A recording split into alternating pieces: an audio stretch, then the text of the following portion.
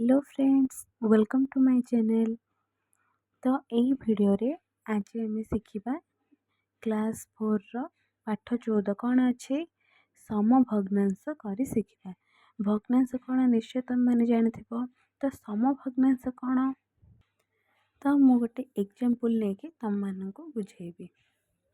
तो यहीटा मन कर गोटे केक, ये केक रो फाड़े तुम मैंने खाई देछ। तो यहीटा को कौन लिखा हम केतरा फाड़ कराइथिला, दुईटा फाड़ कराइथिला। तो दुई तले लिखा हम केतरा फाड़ खाइल तुम मैंने गोटे फाड़ खाइल। तो 1/2 लिखा हम।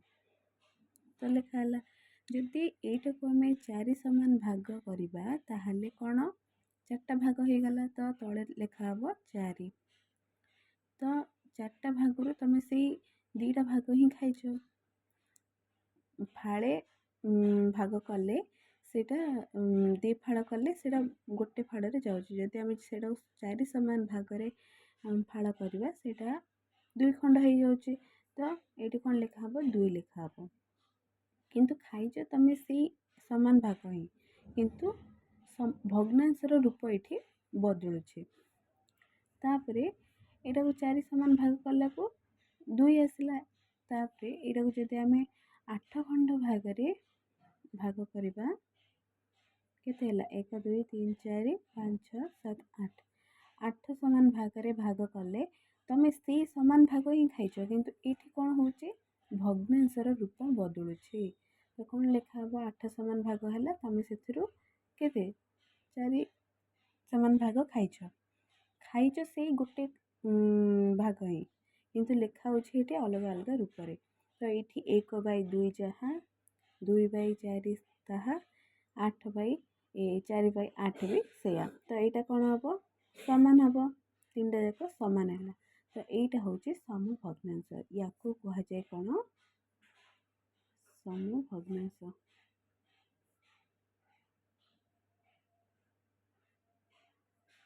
तो समभग्नांश कौन तुम बुझीपार।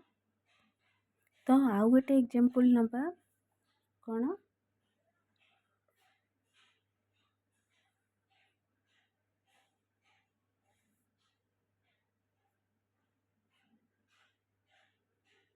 ये केतटा भाग अच्छे 1 2 3 4 5 5 भाग ये 2 भाग कलर हो जाए।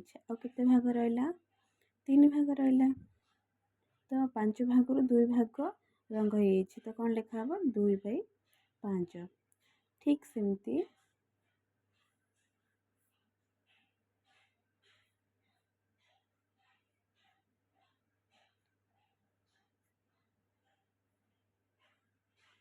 केते भाग है 5 5 10।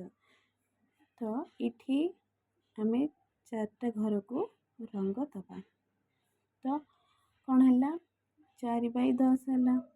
तो ये 2/5 जहाँ 4/10 सेया खाली भग्नांशर रूप बदलुचे। सेमती आ गोटे नवा देख